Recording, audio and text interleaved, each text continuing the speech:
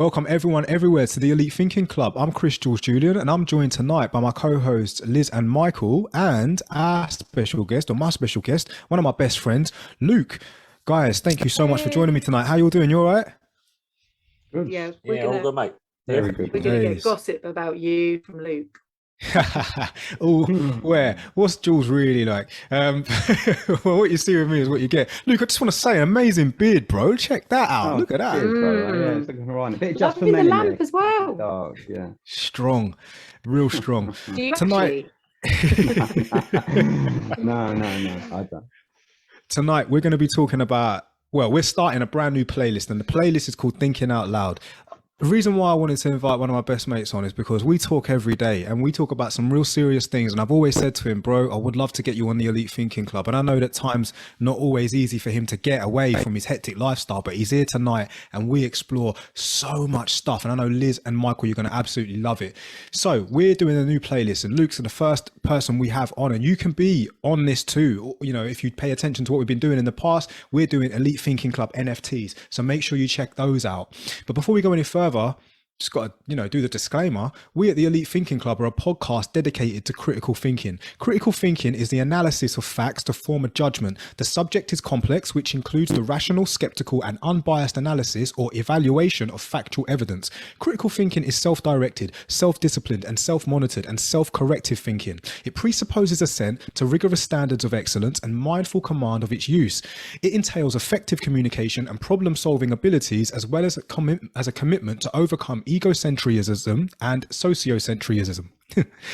In other words, you cannot change anything unless you're willing to understand it, and you cannot understand it unless you're willing to explore it. A good debate doesn't get ugly. We may talk of things that make people feel vulnerable. Beliefs held sacred may be challenged because of life experiences, but we're not trying to make people wrong or to incite a riot, but simply explore. So welcome to the Elite Thinking Club, Thinking Out Loud.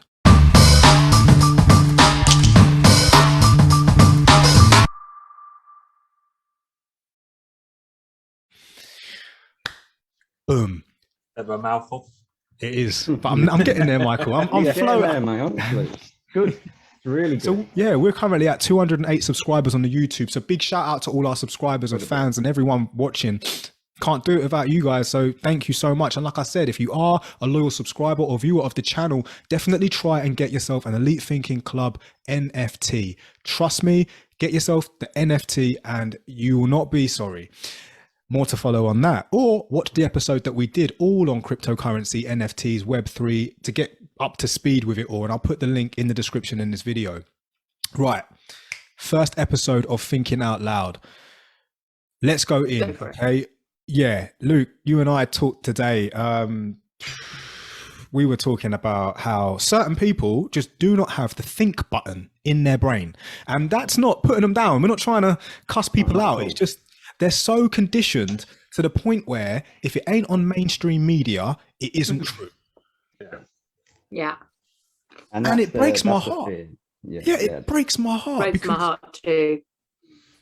Because, the ability to think is like to be able to take a step back and just kind of challenge what you're hearing and then go away and just sort of break it down. Does that actually make sense?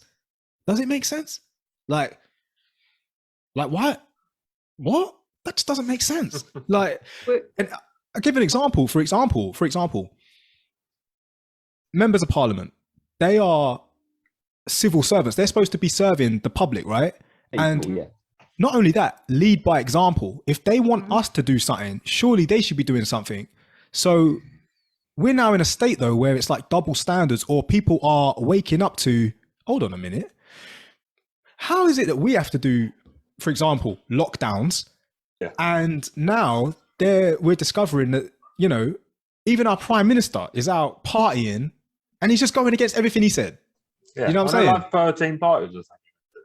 I think he was getting his flat decorated when no one else was supposed to be coming into your home, and he'd shut all of those businesses down. But he had a painter and decorator come round because this man caught COVID. Like, come on, brother. You know what I mean? You got COVID. Or did he? I think you did. You probably didn't have it as bad as what everyone thinks. I think maybe that was used to kind of push it. But anyway, that's just my view. Yeah, for real. I never thought about that before.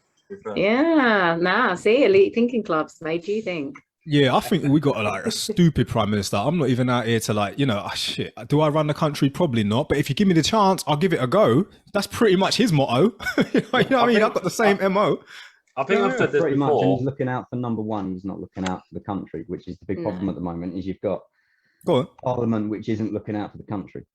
No, It's just looking out for itself, and there's maybe not all of them. There are select few, and they're standing up for themselves now in the Houses of Commons every single day, even today. But the majority are still so focused on themselves and their own progression and where they can get themselves. It's sickening.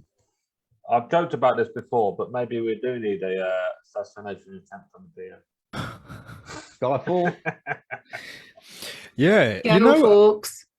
You know the V for Vendetta film. For those that ain't seen it, I love that film. Yeah, for real. So V for Vendetta. If you haven't seen it, check it out because it literally is like a modern day Guy Fawkes. And who's the chick in there? Like, who's she? Natalie Portman. Yeah, Natalie Portman. Like, great actress. Yeah. Apart from in Star Wars, like I didn't rate her, but yeah, she's still great.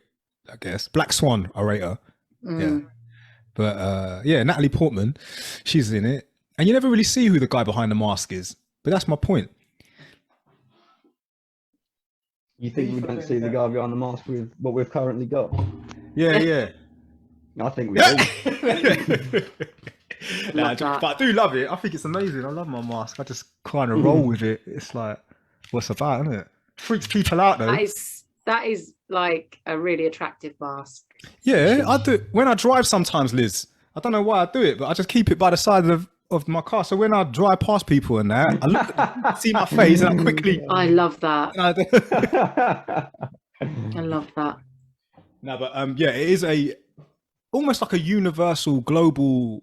That mask represents anti-tyranny, doesn't it? It now screams, we ain't having it. And I know that the computer hackers Anonymous, they use it as like almost like their brand logo now, isn't it? Like, yeah, their front of face. And if it weren't for people like that as well, it needs to inflict a little bit of fear into the not ruling elites, but like as if to say, like, well, they need to be held to account. Yeah, you can't do what you like. You need to be held to account, which they should be held to account anyway. We shouldn't be in a situation. Yeah, because we have to be, don't we? Of course, we're all being held to account every day. Yeah, going on that, we spoke about this earlier today. Yeah, we spoke about this earlier today. I get my heart broke when I can't get my head around how someone who, in a sense, fucks up doesn't get the sack, or excuse me, someone who is breaking the law but isn't being arrested. How is that legal? Like, how is that? How are we living in a day and age where we have X amount of police force who don't walk up to or stand in front of the member, like the House of Parliament, like stand in front of the MPs and protect them? How can you do that? You must be in pure moral dilemma. How can you defend the people who are oppressing you like that, or just taking the piss? That's the question that people should be asking themselves. But unfortunately, you get caught up in these media storms where instead people are asking themselves the question of, "Oh, I don't really care if he's had another cake." It's got nothing to do with the facts, but they're completely overlooking it. And the realness at the bottom of it is what they're doing is they're getting away with breaking the law. Doesn't matter if they're just having a party or having a good time doing it. It's still the law at the end of the time, even if you've had a good time. Yeah. And what message does that give to other people who they have been trying to push their agenda on and push the narrative on that, well, we can be unlawful and get away with it. So then also younger people, they're going to perceive that, if you get higher up in your job ranking and you become working for Westminster Parliament, you can get away with anything. Yeah. That's not a good message. The leaders that we should be having should be morally aware, especially when they are trying to guide and, lead a country of people, a nation. Like, they should not be thinking, we tell them that they've got to be afraid. They've got to be really afraid of death if they step outside their house. But we're going to go and get jolly and have a good old time because we're not afraid, because we see the data, we know the truth. But we're going to keep scaring them with exaggerated data which they've now admitted was exaggerated. And again, that's overlooked by people. It's like, hello, they've admitted that nearly 2 years ago, they were putting the fear in you. You weren't seeing your loved ones. You weren't visiting your loved ones in care homes and hospitals. And you were being divided, families and friendships and relationships that have been lost because of their actions and their words. And yet they were living it up, literally.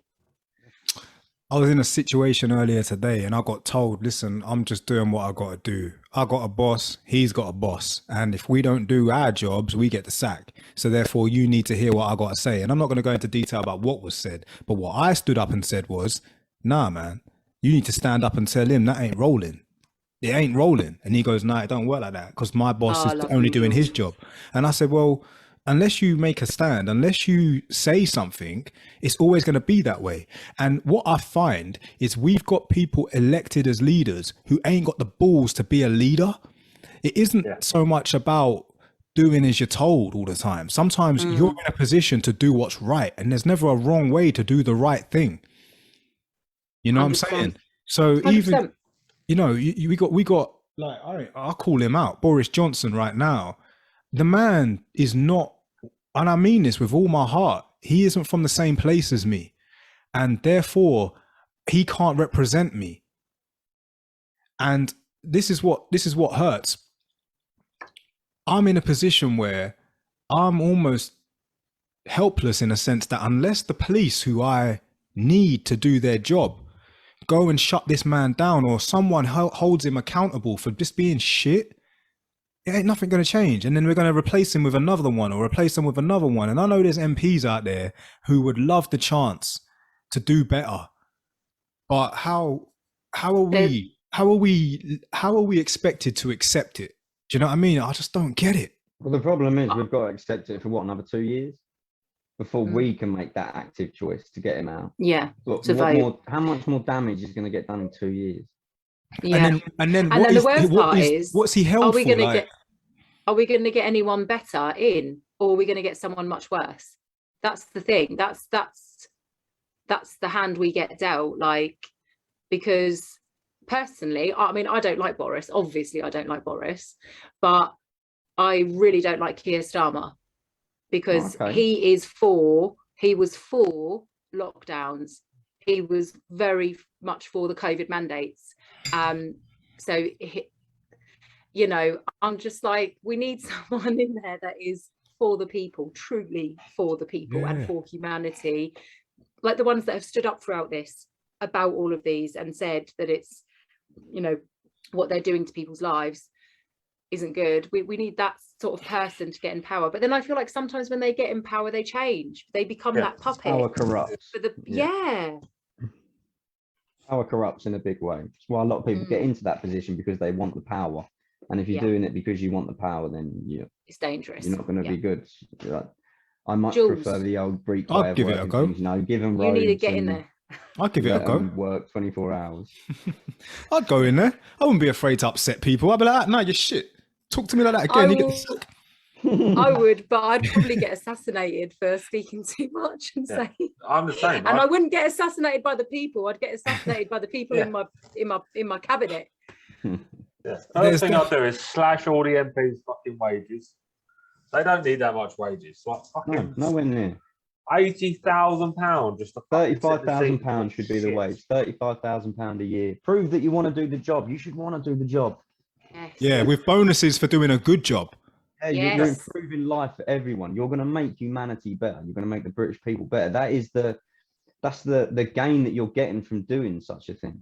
You're not doing this monetary value. Guys, we're doing it. Let's start our own government. We're saying it now. What breaks my heart as well is like how they know. I just don't get how they can't see issues like, say, our National Health Service, like the NHS, right? Our NHS is underpaid and overworked. And I don't understand how they can't see that. Yet I did see something pass where they increased an allowance for some BS about getting taxis or something to and from a place. And I'm like, why can't you walk? Just because you're a member of parliament, what, you not got legs? Because I introduced you to a few soldiers that lost their legs. yet they still manage to get around. And you're telling me you've increased your taxi allowance. What the fuck? What are you on about? Are you acting like you can't catch a train? You acting like you can't walk now, but you want to get like a black cab? What's wrong? Won't you do an Uber? Like, do you know what I'm saying? Like, I just don't like it. I just don't like how that's run. I just think we could have given that money to your NHS workers. You know, like they're seriously underpaid and overworked, and yet you want to increase your wages or you want to increase your taxi allowance. I just think this is BS. But then again, this is just down to those individual MPs that should be held accountable for such things.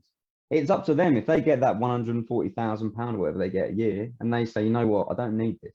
I can give 100,000 of this to my community, put it into my community centre. They could do that.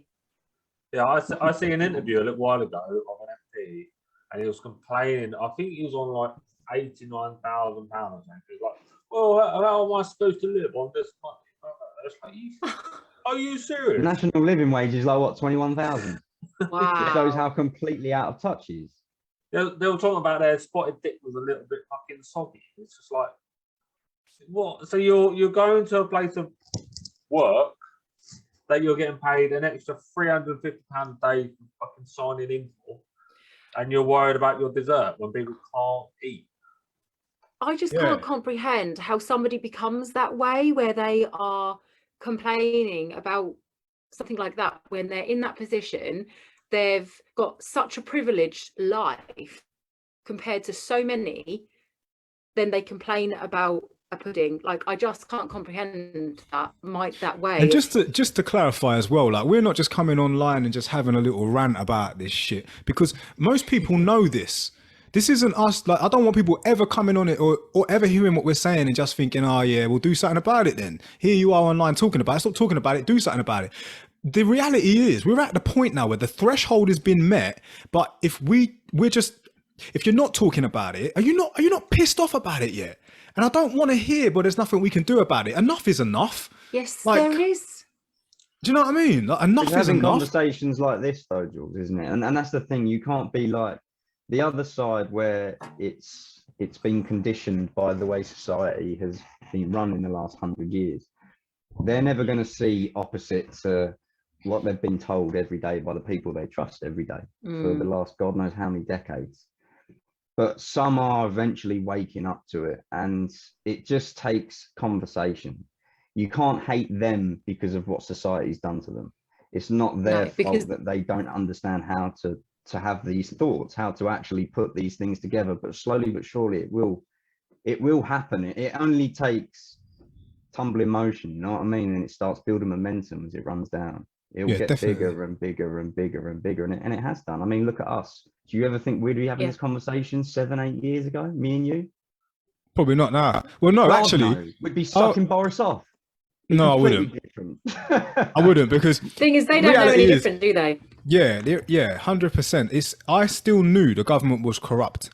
And when I say the government, I don't mean everyone was corrupt. I just mean the ruling elites. It wasn't like I wasn't awake to the 9/11 conspiracy. I'm the biggest conspiracist out there. Like, I totally have a distrust for ruling elites and shit like that. I know something's up. You ain't got to explain it to me. And now with the exposure about, you know, pedo rings and Ghislaine Maxwell and, you know, all that sort of stuff, I'm very aware. The only issue I had was I was surrounded by people that weren't.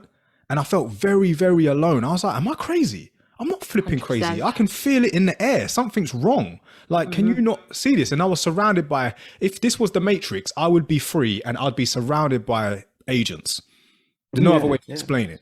I'd be surrounded by agents. And I'm like, oh my God. There's a whole lot of unlearning to be done, isn't there, that with those people, and these conversations and this sort of podcast is the sort of thing that kind of can start to open the cracks in the mind. Yeah. I want people help with that unlearning. Yeah, definitely. I want people who who do know what we're talking about to not be afraid to talk about it, admit it. Like, here's your place to know that you're not going crazy. Don't be afraid to be wrong. Real. Yeah, don't be afraid to be wrong either. Just because you've been fooled by someone. These guys are master conmen. Like, all of them are master conmen. They're all fucking salesmen. They're all trying to sell their own little bit, and they're doing it really well at the moment. So it's not your fault if you've been conned by them for anything. I just hope we don't turn out like, you know, recently Joe Rogan's just been had to apologise because he had two doctors talk about the vaccination isn't what it's cracked up to be. So Spotify has actually told him he has to apologise. He's taken like 40 videos off. Like he's going through some shit at the moment because he's there to talk about the other side of it. He weren't just like saying that vaccine was great. Because you've got some experts in, he's now got to be labelled as every time he talks about something like that, it's got to label the bit to say it's dangerous. Oh yeah, may contain misinformation and stuff. Yeah, even though he had Dr. Robert Malone on there, who was the creator of the mRNA, and he knows more about it than anybody on this planet, and that got taken off YouTube and got taken down as soon as it was up, because they didn't want people to see that side of it. Remember when we got that episode banned by YouTube? They were like, you can't air that. And we were like, what? And they were like, you can't, we're not going to let you air that. We had an episode taken down and we got a warning. This was in our early days. So we had to be very careful about what we were saying, because we was literally just starting out. We only had like 10 views and like 9 of them were ours. Me, Michael and Liz watching our show back.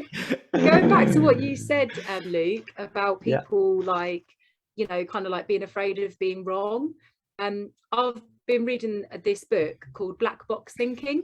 And Jules, you'd probably really like it. All of you would really like it. But a lot of the emphasis is around how we are programmed and conditioned to believe that failure is negative, when actually most of the successful people in the world endured so much failure before they became successcul. But the only reason they became successful is because of the things they learned during each failure stage. So and there was a chapter about how we really don't like being wrong. We don't like being pulled up on failing or getting something wrong or saying something wrong, and how it really affects like our everyday life and even our critical thinking. And it fascinated me when, as I was listening to it on my Audible app, and I just thought, this is very current. It's helping me understand other people's perspectives and other people's way of thinking in this whole thing that's been going on with the government, the parties, the pandemic. And it's really made me understand and be more empathetic towards the fact that they can't help that they have that thought process, and they also can't help that they don't have that thought process of thinking for themselves because they've been so programmed. Yeah, but they don't want to be right. Examples. Michael Jordan got kicked out of his basketball class because they said that he weren't going to amount to anything. Michael Jordan. Walt Disney got kicked out of his class for not having enough imagination. They're in the book. The narrator speaks about this. And had they stopped, we would never know them. If they just stopped when they thought they'd failed and that they listened to that failure, instead of learning from that failure, they wouldn't have become who they did. So, black box thinking, I like it, Liz. Definitely going to check that out.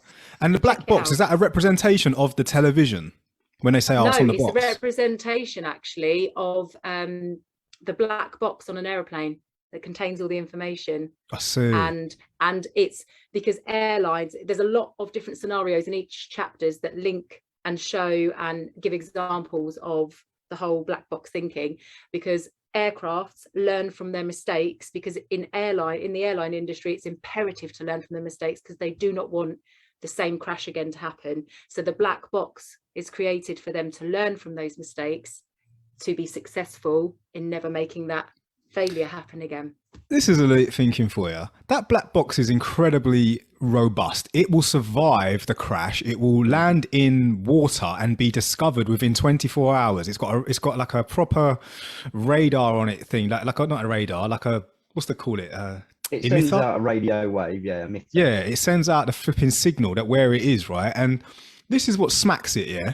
Why not just make the whole plane out of whatever the black box is made from? So if you do crash, Do you know what I mean? You're going to survive the crash. I think the black box is a metaphor. The title is the black box is our brain, is our thinking. So it's black box thinking. No, so I get exactly it. Exactly I know what you're you saying. said The whole plane out about of it, that how wouldn't work. that- It'd be like heavy and shit, wouldn't it? Yeah, well, that's what it was. It wouldn't even get It's off the too heavy. ground, Jules. We were just like, oh, we're not going on holiday. Yeah, we're just, in the black box. But it obviously would save the crash. Like you wouldn't even have to like get the gears wouldn't out. even Just like we're move coming to in for a have landing, slide landing. Because it wouldn't take off. Brace yourselves. Yeah, just get more powerful engines, isn't it? Like, well, And then it'd be That's- so that's heavy the- it wouldn't. That's called the Titanic. yeah. Well, Yeah, check it out. I will. But anyway, Luke, it just reminded me when you said about how people don't want to admit, hold on, I was duped, or hold on, I'm wrong, or hold on, I didn't even think for myself. It's like they'd rather be, dare I say it, ignorant, or they'd rather you don't. It's a horrible feeling when you're wrong like that. It can be very. yeah, It can be very personal, and it Yeah. can shake a lot of someone's beliefs as well. hmm Because you've got to think, if they suddenly think that, wait, hang on a second, Parliament are deluding me in some way, but I've always been so pro Parliament, so pro Boris Johnson, I can't believe that he would do such a thing. yeah. The core beliefs of that person are going to crumble Mm. away, which is Shows- dangerous because that person's going to be left identityless. So Yeah. for someone's ego to actually allow them to move into that kind of critical thinking, if they haven't been able to do it the whole way through their life, i.e. if their parents haven't installed it into them from a young age that failure is Yeah. okay and they can think in different ways and look outside the box, Mm. then I don't see how those people can just jump out and say, you know what, I am wrong. I mean, I've That's been wrong beautifully loads of said. times. This is why I like speaking with Jules, because we often debate and it often gets quite heated, but it's nice because we can understand each other's points and each other's perspectives. Yeah. And like Luke Definitely. Mate, eggs I this grow from morning. it, I'm He sure called me this grows from morning. it. He said, "What you eating for And I tell you breakfast?" what, I we said, don't always agree as well. We probably only agree about half the time on stuff, but He said, what are you eating for breakfast? I said, man, Weetabix, man, with the fruit in it. And he was like, I said, what are you eating? He goes, is it all right if I eat eggs? I was like, no. He said, I'm eating eggs. Is that all right? I said, bro, if it suits you, it suits you, innit? But I'm smarter than that shit. I love like, that. That's a chicken's period. And he was like, oh. And I was like, it is though. And he goes, this is what we do. Like, But I for love some that people- because you're like that. You learn off of each other. of course, Like you're Yeah, yeah, constantly 100%. learning because you're able to do that healthily. And I think as a society as a whole, we've become very unhealthy with, first of all, speaking up, second of all, being able to truly listen and understand that other person's point of view and not take it personally yeah. and not make it about yourself and then kind of project onto them because you don't like what you've heard. Like you might like red, I might like blue, but I'm not going to not like you any less because you don't, you like the different color to me. It's just, well, it's not it's being mad. scared of telling someone your opinion. A lot of people get Exactly. scared that their opinion's gonna, and I know, i.e. with Jules, I can offend him with the vegan thing to a point where he'll tell me that's too far now. But I know I've got that relationship with him. But general people, they don't really have that kind of. But this is also something. You'll get some people, very intelligent people, who will be sanctimonious. And that ain't flipping cool, because I wasn't born vegan. So there was a time when we all came out the womb naked and dumb as shit, very vulnerable. So wherever you were brought up, it's going to install a lot of beliefs that are not yours. You just adopted them because you believe in a household where your dad said Tottenham Hotspur the best team in the world, and you're like, yeah, dad, yeah. And he's like, are they the best team in the world, son? Yeah, dad, yeah. He just wants to please his dad. We all know Tottenham ain't the best team in the world. Shit. So how top 10? oh God. how can you even If try it? listen, we'll know why. Anyone listening that's Tottenham fan, get a grip. Do you know what I mean? You know what you're saying there. So this is what I'm saying though. If you're raised in a household where your dad's telling you that shit, you're going to believe it. And let's just take that to a new level. Let's just say that your country makes you believe that it's great. Let's use some like real old history, right? From hundreds of years ago, that when it was great. But now let's just look at the current time. You're not great, but because you've been brought up to believe that shit, you hold on to that value. It's like, how dare you? How dare I? Yeah, how dare you talk about things like that? I'm like, listen, we don't live then. We're living now. Take a look around. It's multicultural. Look at us. We're at the mercy of the government. Don't you see this shit? Snap out of it, bro. Like, get with the program now. Stop holding on to all that shit. And then there's been a lot of awakening in regards to break your ignorance, yeah, and just have a new perspective on shit. You need to understand that you were raised in a world where it was, at the time, seen as okay. We now know shit is not okay. Just because it's legal doesn't make it right. We've come a long way. You know, why do you think that we wanted to fight Hitler?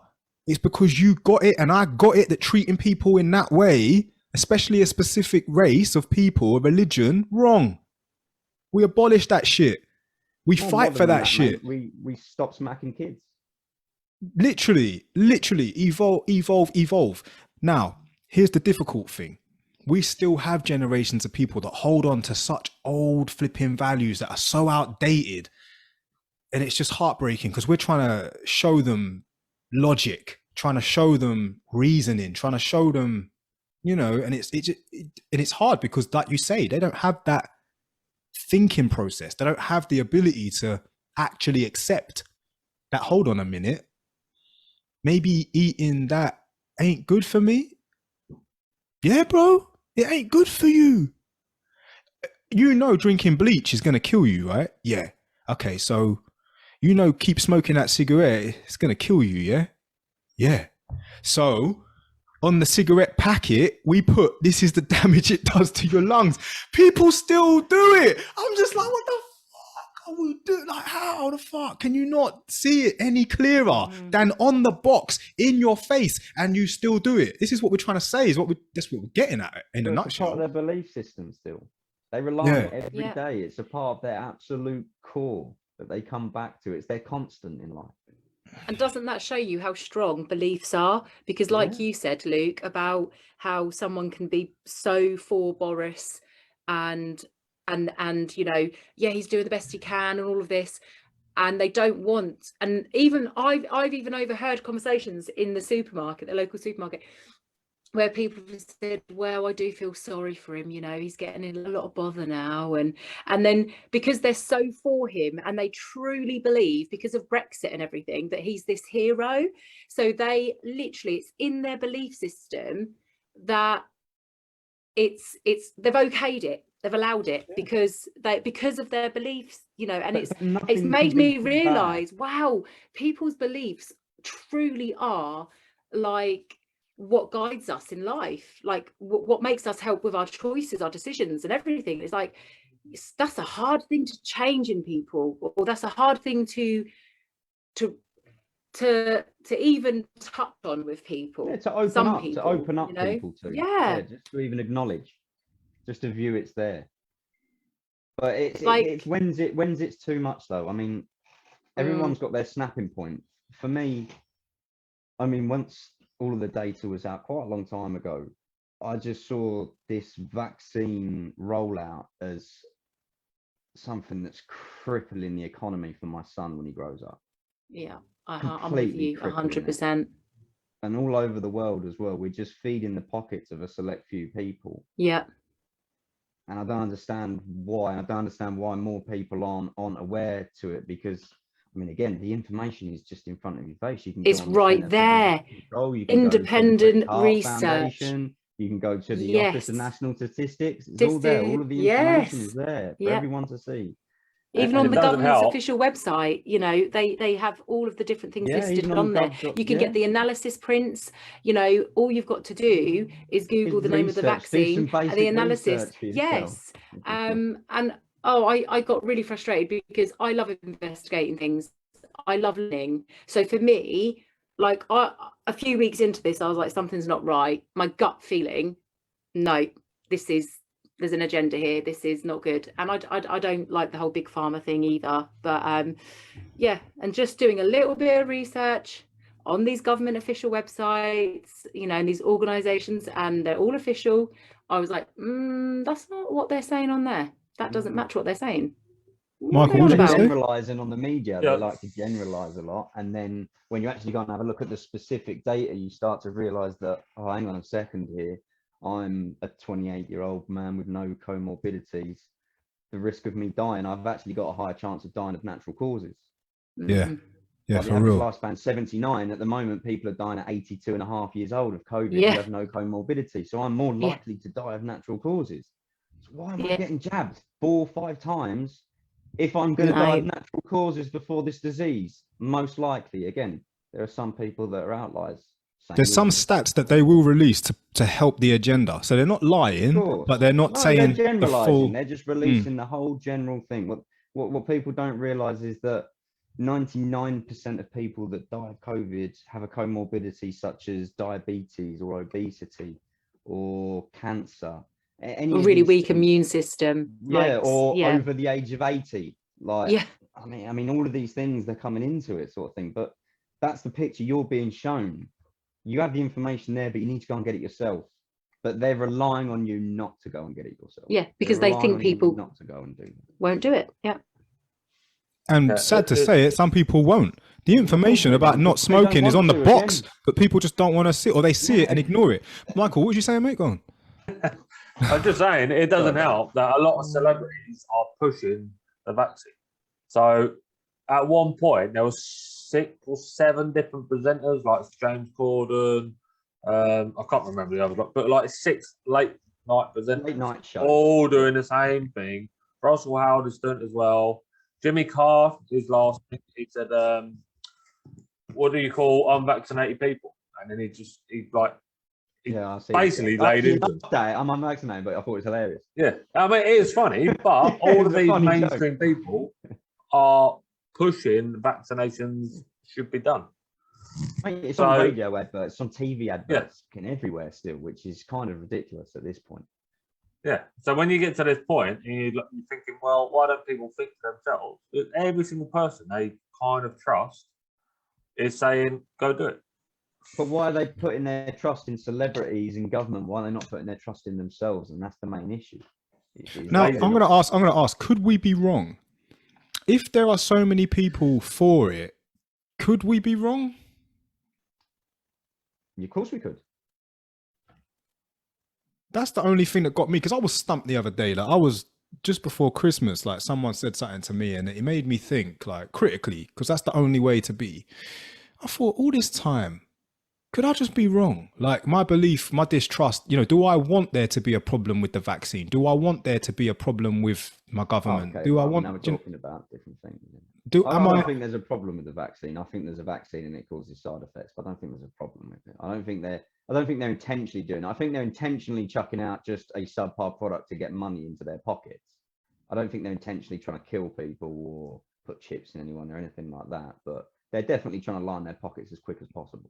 So if, let's say, for example, like there's no real danger from it, and there's no There is a harm danger, in though. it. No, there's a danger. Yeah, there's always a danger with everything. But this is the problem: is they're saying there isn't a danger with it. They're saying When there it's is. completely safe. Whereas you should never It's say not. that about any No, medicine. You no, give it's to not. anyone. Even a paracetamol. It's still in is completely safe. experimental stages until next year. So But this is where we need to be open about it and stay very middle ground, because obviously they're on their side just saying they're complete. It's safe, and we can't be saying on this side that completely it's not safe, because that isn't the case. There's a middle ground for the majority of people. Again, the numbers will be very similar to the COVID numbers. It'll be for 99% of people, it's absolutely fine, but there's a 1% little population of people, which unfortunately seems to be quite younger people rather than older people for the vaccine. And COVID's obviously mainly forced at the older people. And it will just be sort of that middle ground, but it won't be massive amounts. It'll be tiny little percentages, tiny. I just think it's wrong, though, that tiny percentage is young people who have 60 plus Who have years no need left, to get it. no Yeah, need to no get need. it, and they are losing their life on Earth because they're getting it, because they're being brainwashed into believing that if they don't get it, they're selfish to an 82-year-old who's had 82 years on the planet. Yeah, And that's where I'm like, we need to balance this out and have logic and common sense. So like originally it was that those who are vulnerable and those over 60 were initially going to be the ones that had it. And that's all. And even the guy, yes, exactly. And a lot of doctors have said, why are we trying to give it to 5-year-olds and babies? Like, they don't need it. They're more at risk from actually being affected, and their immune system will be, compromised because of the vaccine being given it to them so young. And it's just like, why then are they pushing for it? Like, For real. and the percentage of them, exactly, all comes back to money, because the percentage of young people and if we don't believe in that, children, then we believe they're evil. yeah, exactly. Yeah, so you guys know, like, obviously I got COVID over Christmas and it wasn't particularly pleasant to endure. However, I said it in previous episodes, if I get it, I get it. It's the chance I'm willing to take.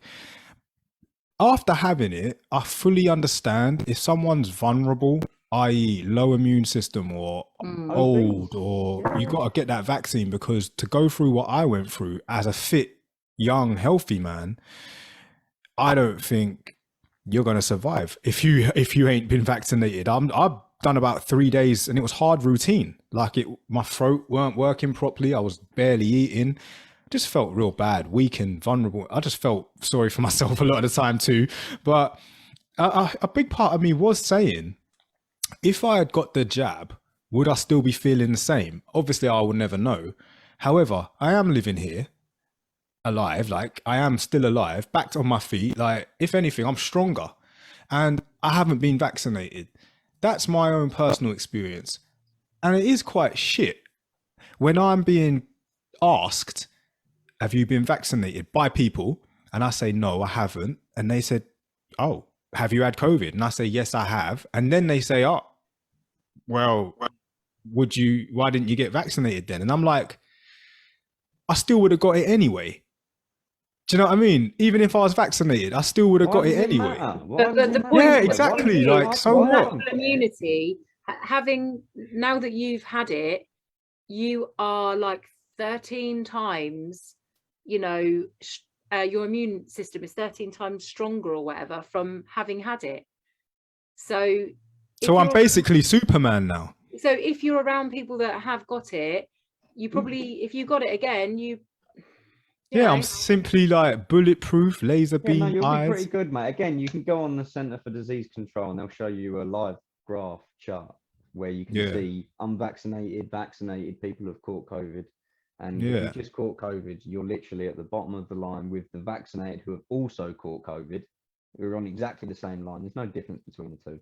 No. And you've got good immunity for the next sort of 18 months. So I know that we took up a lot of time talking about COVID, and that's cool because it's like, it's still debatable and we still got a lot of more talk to do about it.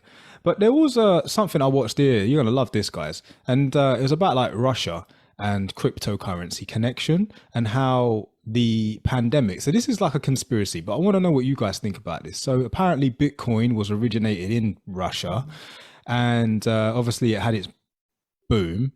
And whilst the pandemic was happening, the whole world kind of shut down. So everything got put on pause.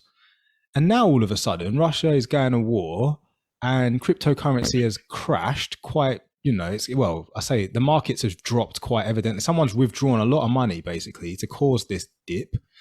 And now Russia's going to war. So the idea is, do you think that maybe, conspiracy, right? Do you think that they specifically did this cryptocurrency stuff to build a market, to generate funds, to fund a war, and when they were ready to pull out, they pull out, everyone else is poor, and now they've got money to go to war. Bring in the pandemic to slow everyone else's progression down, so they're not building any reserves, or they're not, everyone's in shit state, and now all of a sudden they've got the upper hand. What do you guys think to that? Every recession in history is followed up by a war. Yep. That's how you gain capital. Think about that.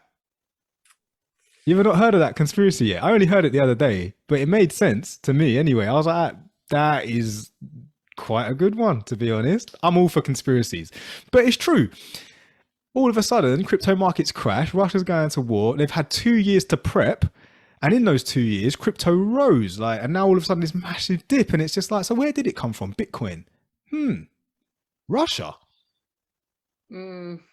I'm just saying, like, when you're doing that critical thinking, it is definitely worth questioning. You not heard of that, nah? It's the first time. No, it's the first time I've heard of it. Yeah, I'll look man, into check it. that shit out. Check that out for my critical thinkers I've out been there. hearing a lot about Russia. Yeah.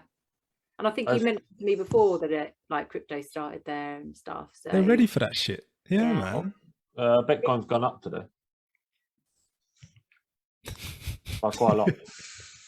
Because they did the do's, man. That's because in markets, when it's like we had the crypto guy on the last show, innit? Crypto Luke, and Luke Dre, he spoke about how when the tides go in the opposite way, go against it, because it's always due to go back up. So maybe a lot of people saw it go down and they were like, get in there now. Do you know what I mean? Maybe, I don't know. If you haven't seen that episode, check out that episode. I'll put a link in the description. Not a problem. Yeah. So let's talk about, what was it, Liz? You want to talk about lorries or something? I was going to mention the truckers convoy. Yeah, go on. Because I don't even really know about this. Well, it's just amazing. And it's so shocking that the MSM have not been covering it, especially as it was growing and growing. And it just, it's another thing as well. It's like they don't want to show it.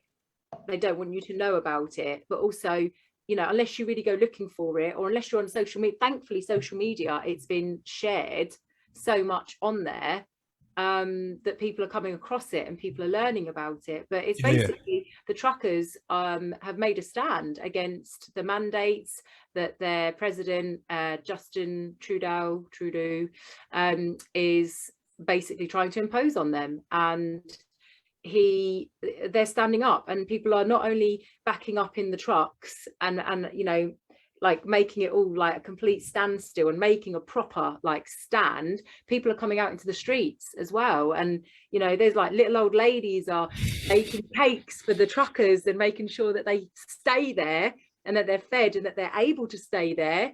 And now it's like kind of inspired a massive truckers convoy in Europe, and now we've got one starting this Saturday in the UK. So what is it about? Like what is the truckers thing for? What are they fighting for? It's for freedom. They're fighting against the mandates in Canada and the vaccine mandates. They're fighting for freedom. They're, you know, they're against all. It's basically anti-tyranny, corrupt government, and being dictated to in, you know. When there's an interview that went out from years ago where their president stood up and did a speech, and he was saying how he was about unity, how he was about, you know, you're a free soul, free body, free mind, and he was about freedom, and he was all about how we have to keep our freedom.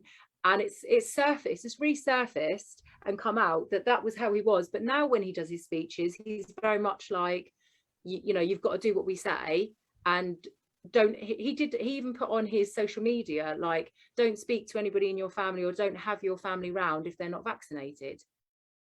And you know, we've already got these big countries, these big companies and corporations that won't allow unvaccinated people in. That's how we need to do. You need to get them to do their part. You need to completely isolate them. And it's like, what? Yeah.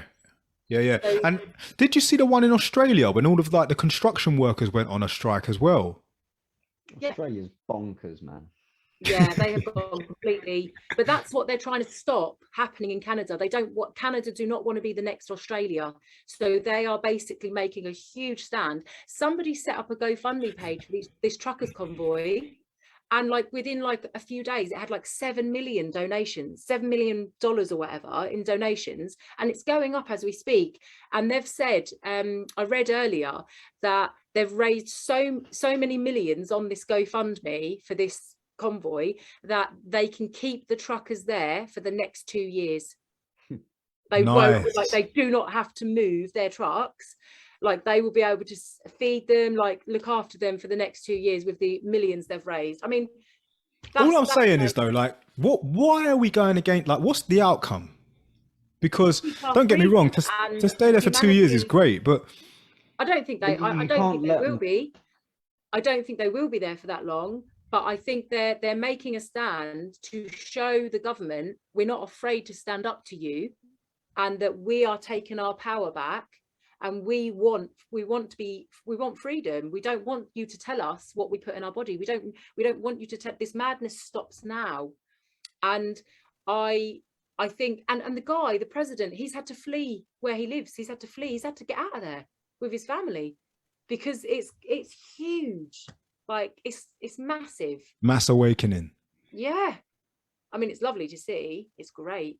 Like, It's good to see people standing up, because all the amount of people that are rolling over and just submitting to this shit, thinking that they're powerless, it isn't true. No, and like these truckers are inspiring people and empowering people about their power. 100%. About time too. And don't get me wrong, let's not like overlook that this has always been the case. Throughout history, there have been people fighting for their freedoms, fighting for their rights.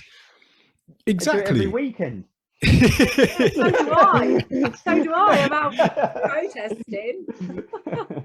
and this is it. Like the second that we feel like we're not doing it, and we're not keeping a hold of some you have a right to be here, and it isn't your purpose isn't to be here to serve something else other than the collective. Like, we all are in it together. You know what I'm saying? We're all part of one big system, but we all got to help each other. And as soon as there's those people that want to just take and not give, that's when it all starts getting a bit, the balance isn't there anymore. There is no balance, and we need the balance for it to work. And that's why I get a little bit upset when there's mass corporations avoiding taxes, because if the money's not getting pumped back into the system, the people are getting robbed. You know what I mean? If we're being robbed, how do you expect us to work? We don't live on air. Like, we need the funds pumped back in so it can keep on circulating. I mean, money's like manure, innit? If you spread it, it does the great good. But if you pile it in one big pile somewhere, it stinks. So that's me shouting out to the higher up. Get a grip. Start spreading the manure. I just think it's a great message that it's teaching us to not lose our voice, and to not forget that if we all come together we are stronger, we are powerful, because there's more of us than there is of them. And we should stand up, we should speak up, we shouldn't just take it. Have you seen Animal Farm by George Orwell? I've read it, yeah. Read the book, yeah. Literally the situation. If you haven't seen it, Animal Farm by George Orwell, read the book. It just basically is so great at explaining the kind of situation. Basically, in a nutshell, the animals rise, take down the oppressor, rewrite the rules that they want to live by, but then along comes the pigs, in this case, in the animal kingdom, and I forget the boar's name, I forget the head boar's name, but basically he just recreates the same problems that they had in the first place, just under a different leadership. And that seems to be I think, I don't want to call it human nature, I don't want to call it the natural way of things, but the idea being that if we can eliminate those people, then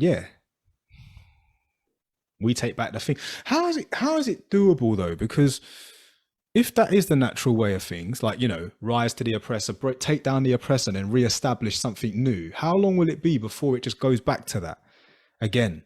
When someone somewhere rises up and... I don't think there's a set time. I think it's... Sorry, Luke. Will we always just have... Well, it depends what principles you put in place. Yeah. If you follow the same principles as the previous model, then you're going to get the same result, isn't you? Yeah. It's just a matter of time before you don't learn from it. No, exactly. So you need to set a new precedent about. Yeah. And to do that, you need a lot of intelligent and morally selfless people. Yeah. People that are willing to give themselves up for the better good. Normally, it would be extremely wealthy people who you find have given up their businesses and have no longer need for business. They just like to help. I saw this meme on Instagram the other day, and I think it was brilliant. I thought this should be law. If you reach 1 billion, right? If you create something that generates 1 billion and you make 1 billion, you should get like an honorable plaque of congratulations, recognized by the world, just like a Nobel Prize, but congratulations, you have mastered capitalism. Anything you make above that should be pumped back into the system. It should be capped. You reach 1 billion and you get that honor. You've achieved in life what what most people, you just mastered the system, basically. Anything you make above that, put it back in. And that should be like a goal. People should be like, right, goal of life, capitalism, let's get to 1 billion, right? Then you can die peaceful. I mean, what else you doing? What are you talking about, 1 billion though? You're talking about what, 1 billion in cash, 1 billion company net worth? What are you talking about? 1 billion what? Yeah, 1 billion in, well, no, 1 billion in net worth ain't really fair. Well, no, it's fair. But Yeah, how 1 is it billion. fair? Because how are you going to put everything that company's worth? Because a net worth is just what investors think a company would sell for if it went on the market. Company's not actually got that money. Just because a company's worth 34 billion, the guy ain't got 34 billion. He's probably actually broke. Most of the time they're broke because they're pushing off credit cards and they've got loans coming in everywhere, and they're paying for the warehouses, they're paying for all of the staff, they're doing all of these things. So that guy ain't got a fucking billion. You know what I mean? So this is where it gets to a point of you need to look at the people that are actually accumulating the wealth in solid cash, in capital, like not these people that are just building businesses. If you're a business owner and you're building a business, that's your life. Like most of these guys, that is everything. And if it goes bust, they go bust. Like they owe those people then. All right, they don't get the plaque then. Yeah, I mean, like, you're shit. If you can't make that work, you don't earn the plaque. Get out of here. But there are specific people though that aren't like those. Those are business entrepreneurs. Those are people that dedicate their lives. No matter what they do, they are going to be successful in doing those things and building those things. But that doesn't necessarily equate to actual cash in hand money you can go and spend. You're just a very busy person. That's your mentality, your personality, that you need to be go, and you have lots of ideas that are flowing through. But there are a select few people on this planet that take advantage of the system. That they don't have these skills. They don't have this go all the time and want to do things and create businesses. What they want to do is leech on to ideas and other people's businesses and then just reap the reward of the cash. These people normally come into companies, help build them up, sell them off, take the money, move on to the next idea. They never really stick with something. They never have a plan in business. Well, then maybe they should not get the plaque. Well, if they make the billions, then that's my point. My point is quite simple. If we can cap it, if we can say, right, you've reached that amount now, congratulations, you've done what you were supposed to do, boom. Everyone recognizes you for that. Now just be happy with that. That's it. End of the game. Rather than just keep on. I don't think Do you know what I'm saying? Some people like to keep creating, don't they? Like that James Dyson, you know, he still goes into the office and likes to create, and they've always got thousands of prototypes and stuff, and because he loves the creative big checks from the government. Oh god, yeah, I know. But like I think he's worth like 3 billion. So he's already gone over the 1 billion threshold. But he won't actually have that. He won't own 3 billion to his name. No. But why not? Well, he could try and sell so if he sold the company, if James Dyson turned around and said, I'm selling Dyson. And if Dyson said, well, this is worth 3 billion. Well, okay, it's worth 3 billion, but who's going to pay 3 billion? Like someone's got to front that money up from somewhere. So, and it will normally come from a big hedge fund. A big hedge fund somewhere will say, okay, our companies, which have these companies, like our hedge funds have these companies, are going to absorb that company as part of their group. And he probably wouldn't get the 3 billion for it, because then again, he's going to have investors as well that put in. Exactly. They're going to need their little bits coming out of it. Mate, the guys will probably be left with about 200 million. Yeah, but still, that's a lot of money. But it's still a lot of money, yeah, and that's an excessive amount of money. But like I said, there are other people that are not like James Dyson that do have companies that are just bringing in fucking dollar, mate. Like in the back end, like a lot of software companies and things like that. There's not a lot of shit they have to do, mate. It's not a lot of overheads to pay. You know, it's not like Dyson. They haven't got these fucking massive, great big factories. Thousands of workers packing boxes and stuff. They don't need to do that. Do you think that's where the mentality comes from then for these members of parliament when he said, oh, I only make 87 grand a year. Do you think that maybe because he doesn't He's feel thinking of like, those guys. Yeah, yeah, he doesn't feel like he's, because obviously, you Probably. know, and I know people that are eating out of food banks look at members of parliament maybe with the same mindset that he looks at those company Of investors. course, you always live to your means. Yeah. So the spectrum's so big, so huge that yes, the conversation we're having right now, members of parliament are probably having amongst themselves within their peer group, within their money They're group. just playing a bigger game. Yeah. They're at the big table, mate. They're at the Wales table. They're looking at the Wales play. So it's almost safe to say that if we fucking cap it, no one's going to keep. Cap it. Don't cap it, Michael. But I mean, this just comes up to it's just what is it? Cap what? Why not Cap a cap it, number. Michael? Cap a number of what? Because, like, how far do you go? Like, like say Jeff Bezos, yeah. Say we've earned $1 billion or £1 billion. Why should anybody be in a position that you can tell him they can't earn any more money? How far do you go? Like, if someone's not going to earn it anyway, that's the thing. Like, it's not. But It's there just a shouldn't be made up that thing in number. He place. understands it's a made up number. It's all just made up numbers. As long as he can just live his day to day and do what he needs to do within his business, he knows he's never going to touch that trillion ever in his life. But he doesn't need to because he's got generational wealth. His company's going to look after his family for the next 2,000 years. Yeah. Yeah, what I mean is, though, how far is it going to go? So we start with that, and then we go, oh, actually, 500 million is too much. We'll start with that. Oh, no, actually, 250 million is too That's much. it. Yeah. Why? Fair enough. If We'll never stop if you because can't then make you just- if you can't make that money, that's down to you. Just because these people have done good doesn't mean they should get fucking capped for it. No, I didn't mean cap. Well, I do mean cap for it. I think they should get a congratulations cap and be like, congratulations, you have mastered capitalism. Well done. Now, for the greater good of all your mankind, for the rest of us, put it back in. Because if you're avoiding tax, if you're doing all the loopholes, if you're still trying to meddle with all that shit, people then wouldn't also continue to have more greed. It would be capped. You'd reach the cap. You'd be like, I fucking done it. Now I'm living my best life and my family and next generations. Do you not feel like that the balance isn't there? No, because then you're in massive fear then of not improving. Yeah. If you Because just you've got stop. that limit. You've got that limit. Once you hit that limit and you just stop, then nothing's going to get better. And I think Everyone wants the best iPhone, the best Samsung, the newest thing out, and you only get that by being bigger and better, and grow and having more chips, selling more units, so you can get better machines. You can make smaller microchips. You can make better phones. You sell more of those units, and it just continuously snowballs. and down, also you it just kind get of kills better and ambition, doesn't it? Because you're just like, if you get to that, some people thrive off of like the innovation and the competitiveness, and if they get to one, be like, oh well, I've done it, but I want to keep going, and it, that can really kill. So what I'm understanding is from earlier, our conversations about the money and about how people have an agenda to make money. You're now saying that it's a good thing because it motivates, no cap. People will always want more. Hold on. We'll always want more.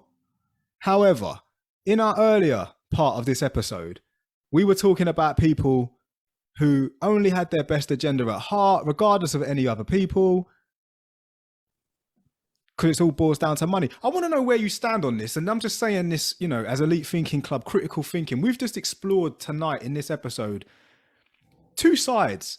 And at one point of the episode, we were, talking about COVID and the situation of pushing an agenda to sell vaccines. Mm-hmm. And we weren't for that. Mm-hmm. Now, at the end of the episode, we're talking about making money and how it's good and how it promotes to make people want more and get better. We're for it. I want to know what you guys think about this, because, at the Elite Thinking Club, we're exploring everything. And it is interesting. There's two sides to it. But I want to know where you stand on it. We're not for the whole, obviously I'm not for the way they have done what they've done with regards to the pushing the vaccines and all the contracts that have gone to their friends and contracts that have gone to their partners, businesses and stuff. It's all that kind of side I feel is really corrupt, you know, and I'm not for people making that billion cap immorally or corrupt.